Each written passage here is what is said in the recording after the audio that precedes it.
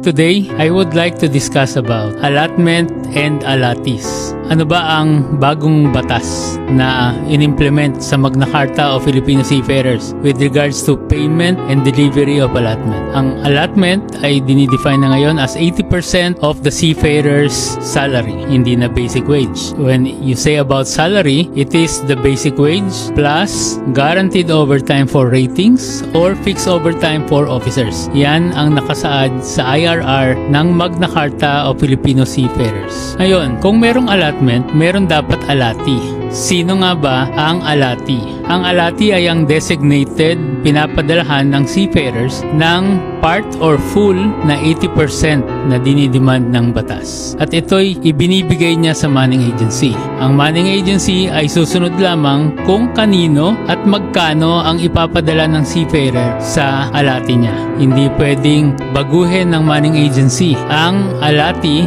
kung saan yun ang pinili ng ating seafarer.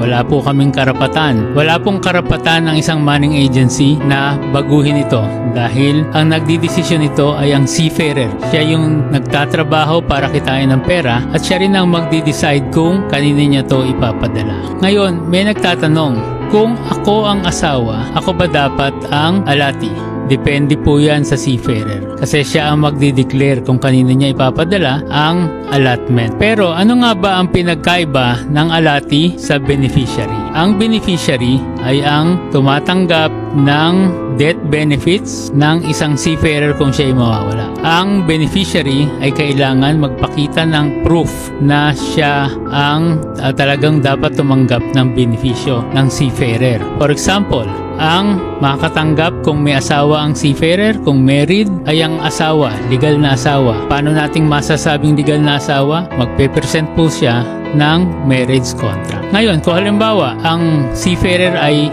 single, ang pwedeng tumanggap ay ang magulang or ang legally declared guardian, ang kapatid na dineclare as beneficiary, or kung single parent, yung dineclare na anak. So maliwanag po, dapat hindi tayo nagtatalo kung sino ang dapat tumanggap ng allotment at kung sino ang dapat tumanggap ng death benefits ng seafarers. Muli po, ako ang inyong lingkod, Engineer Art Serapico, na nagsasabing let us professionalize the profession through our program, Usapang Maritime.